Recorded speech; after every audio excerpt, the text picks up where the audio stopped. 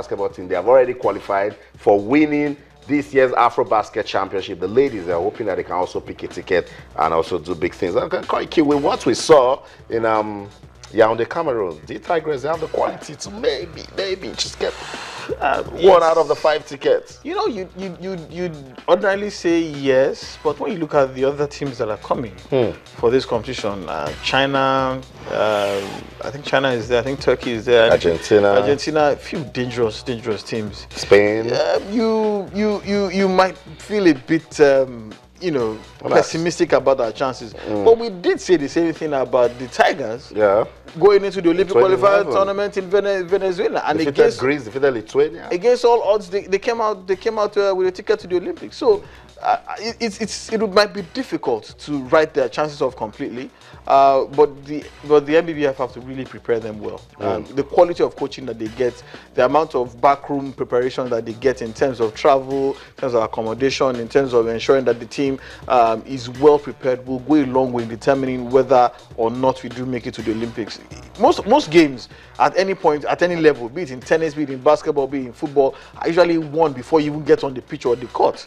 So the level of preparation that the NBBF gives this team, the level of support that they give them, will determine whether or not we make it to the Olympics. That's it. I totally agree with you.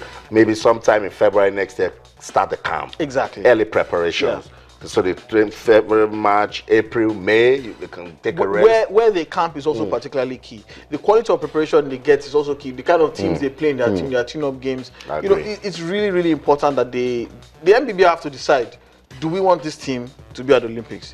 If they decide on that, then they now must map out the strategy to ensure that they get there. The president says he believes the ladies can qualify, and not just the federation. He says he's hoping that the NSC will support the ladies. He's hoping that the media will also support the ladies. We need to talk some more basketball, and that's what we're doing. That's our beat right here on Channels TV. You're seeing highlights from the just concluded AfroBasket Championship. Not a good one for them in this game against Cameroon. Lost it by a single point, Zoe. And then they picked up some lessons from it and went on to, put up an impressive display against Angola. Well, Austin, before we talk about this game, I'm pessimistic. You know, when the president of the federation begins to say, I hope, then there's going to be a problem. Because you don't know what's going on tomorrow. Because of the finance is very key here. You know, Austin, I think 2 weeks ago, our boxers didn't go to Doha. Didn't go to Doha. So, like we all said here, preparation is very key. All these countries coming for the Olympic qualifier are very tough countries, and we need to prepare these girls very well. We need to get our tactics right. Then the coaching too, if needs be, let us get more hands, technical expertise. Because if we are leading by a single point, very few seconds to the end of a game, and eventually we lost that game, then something is technically wrong. These are the flaws that we should correct. But everything boils down to finance. If there's no money, then these girls may not get good preparation. Part of the finances also includes the fact that there's still plenty of room to improve the roster of this team. A lot of really talented young Nigerian girls playing the NCCA, also playing the WNBA as well. They are still within Nigeria's scope. But you need finance in order to maybe pay their insurance to ensure that they come for this Olympic qualifying tournament, even to get the scouts to go over there and convince them as well. So they have to really do a tremendous amount of work. And there are so many Nigerians who are also in the UNI system who are more than willing and able to do this on their part. But the NBBF also have to reach out to them. These people will not go out of their way, no matter how much you love Nigeria, because they don't want to be accused of going beyond, of usurping the powers of the NBBF.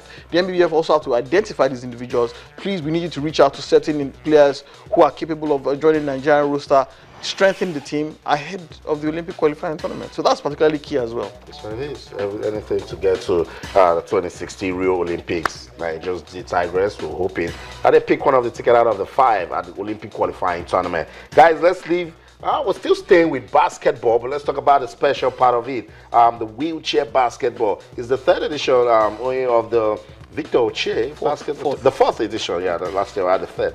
Good one.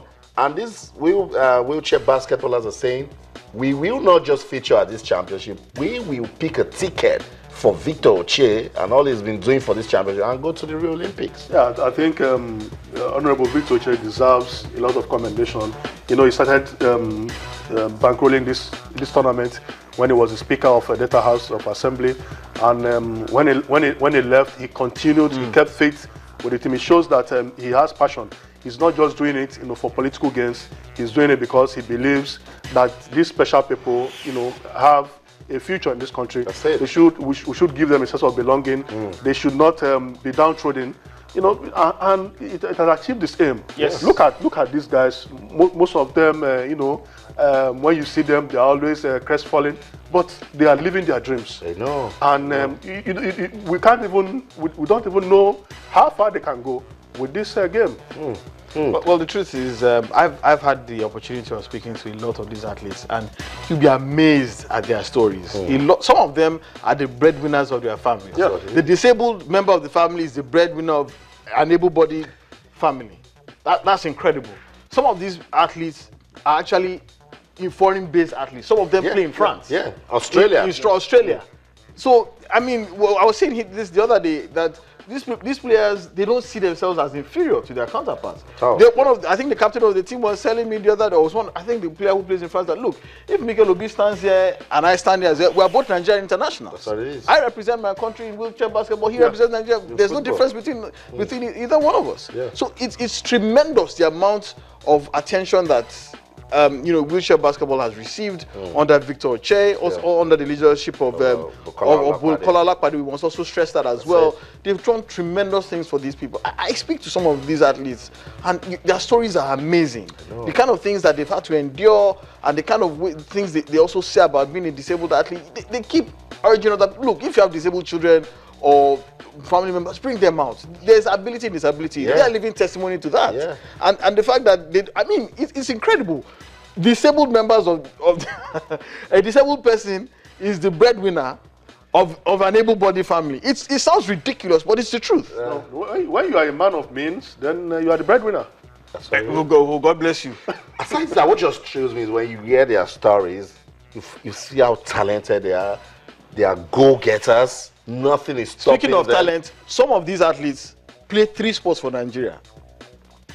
I met one who is not only a wheelchair basketballer, she also plays wheelchair table tennis and wheelchair lawn tennis for Nigeria. I met one, she's a power lifter. She's also into wheelchair racing, and then she's also into wheelchair basketball. If you ask me, look, the truth is, we should even spend more money on these so-called disabled athletes, because the truth is, look at the last few Olympic Games, they have brought us more glory than even the able-bodied athletes. In London 2012, we didn't win a bamboo spoon.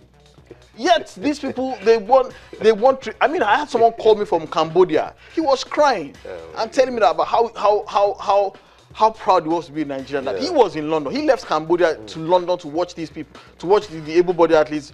Those ones totally disappointed him. But for some reason, he stayed and watched the Paralympic Games, and it gave him hope that about how much, if we invest in these people, that we can reap tremendously. That's it. It's about time we start our sporting special sports in Nigeria. These guys, talented, giving all the kind of so patriotic. You need to be around them, and then you get any sort of motivation that you want. But the big one for them is the 8th Nation Wheelchair Basketball African qualifiers for both male and female. It will take place between October the 20th to November the 8th in Algiers, Algeria. These guys are saying they have what it takes to go there, conquer Africa, and pick a ticket to the Rio Olympics. Only that will be more than enough for them, to represent this country in Rio. Yeah, I mean, what will all the efforts be if you can't get to the top?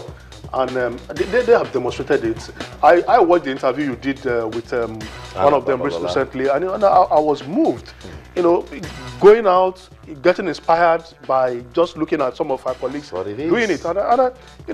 This wheelchair basketballers could inspire more. Yeah.